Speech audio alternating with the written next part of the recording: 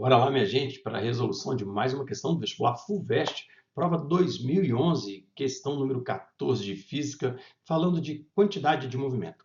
Um gavião avista abaixo dele um melro e, para apanhá-lo, passa a voar verticalmente, conseguindo agarrá-lo.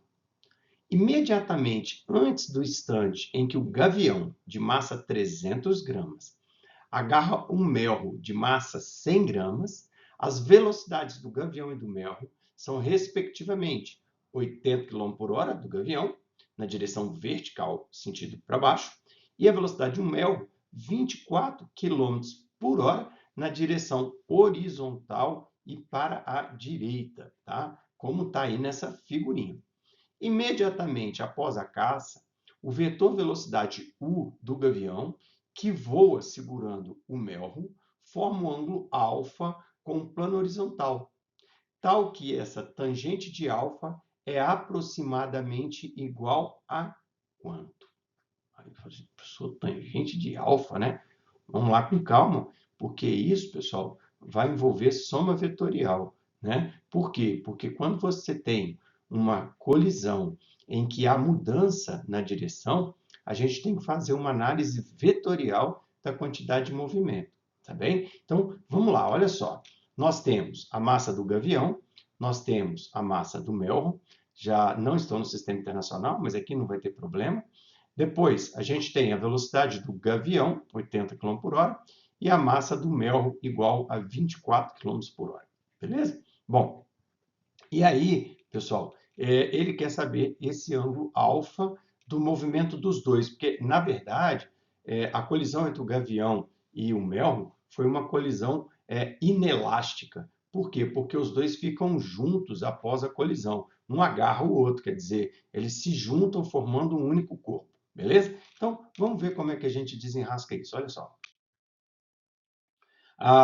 O que eu tenho que lembrar? Isso é um sistema isolado, onde a gente vai ter a conservação da quantidade de movimento.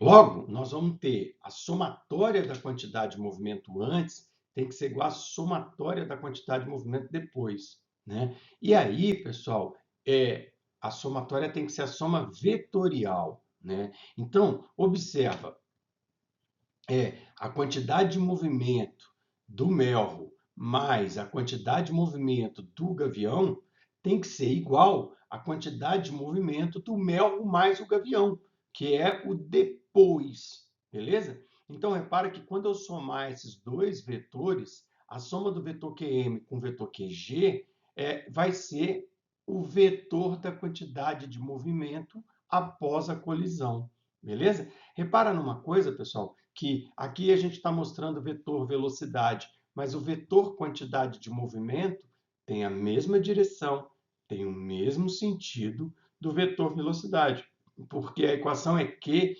igual a m vezes v. Sendo assim, m é uma grandeza escalar positiva, então Q e v têm sempre a mesma direção e o mesmo sentido. Tá? Então, repara, olha, eu botei aqui a quantidade de calor, a quantidade de movimento do melro, né, nessa direção horizontal para a direita. Na pontinha do primeiro vetor, vou colocar o rabinho do segundo, para fazer a soma dos vetores. Então, ó, primeiro vetor mais o segundo vetor, que é a quantidade de movimento do gavião, vertical e para baixo.